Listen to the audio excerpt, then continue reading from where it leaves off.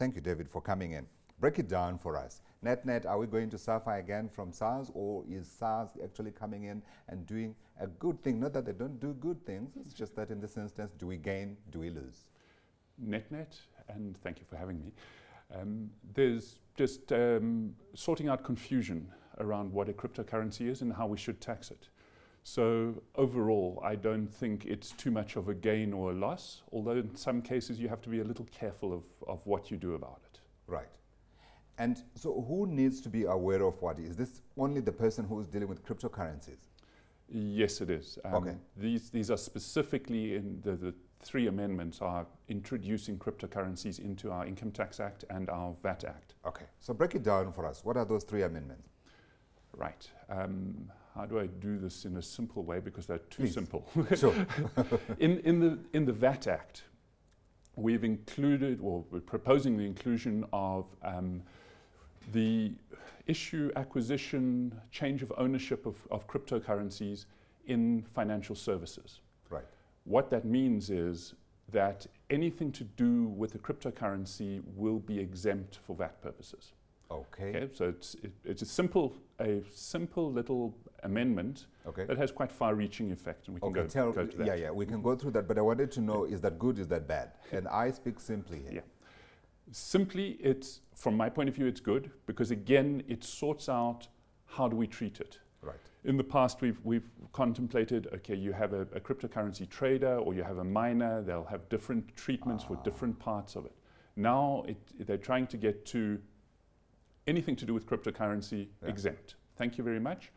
What that means is, for someone who perhaps is mining cryptocurrencies, none of your input tax credits, so your expenses on which you might have input tax, will be deductible or claimable, because you're in an exempt environment. On the other hand, you don't need to work on output tax and raising output tax and paying it over to the revenue authorities. So again, come back to the net. Yeah. It's net. It's net. It's a zero-sum game, sort of fish. Yes. Do we have miners in South Africa? I have not confirmed whether we do. I strongly suspect that there are not many major miners. Yeah. The cost of mining is quite high, Yeah. particularly in terms of energy. Yeah.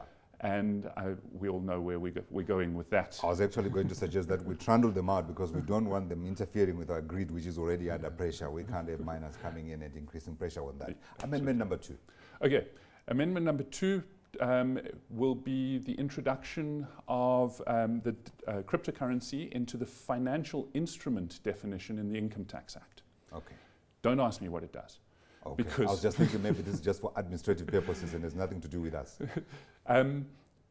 In a way, yes. Again, it clarifies. What our debate has been in the past is a cryptocurrency a currency, or is it a commodity? And that's a debate for all us technicians, because then we look at different parts of the Act in order to tax it. Sure. What the introduction into the financial instrument definition does is it suggests that Treasury and SARS see it more as a commodity or just an asset than as a currency, because they wouldn't introduce it into that definition if it was a currency. Okay. So now we know where to look. So we look at the taxation in the same way as we would look at any other asset. If you hold it for long-term gain as a capital asset, we'd look at the disposal as being capital gains tax. Yeah. If you're trading it, we'd look at under the normal rules under capital gains, the normal trading rules. So it kind of clarifies where we are with it, rather than any huge substantial change to the Act. Would there be a huge difference if it had gone the other way and SARS had classified it as a currency? If we classified it as a currency, again, it's just where we do it.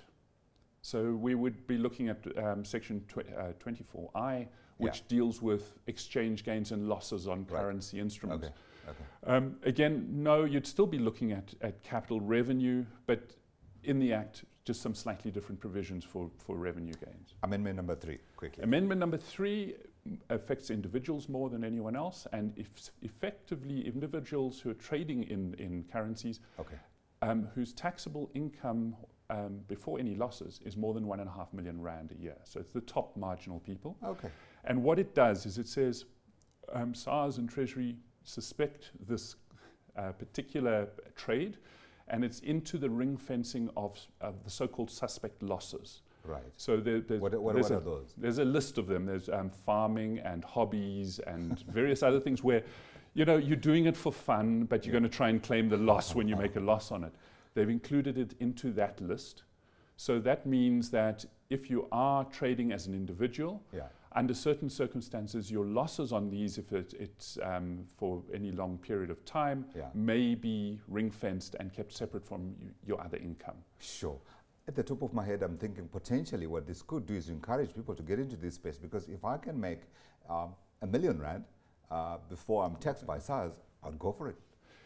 In a way, it won't, you'd be taxed on it. What it does is it ring fences your losses only if your taxable income, So if you've made other income, more than R1 million, and you've made 1.5 million rand of losses on cryptocurrencies, you're not going, 1.5 million rands of income, and you've made, let's say, R1 million of losses on cryptocurrencies, you won't be allowed to set off those losses against the income. So you'll pay tax on 1.5 million rand, but you'll only be able to carry your losses of R1 million forward into the next year and set off against cryptocurrency profits.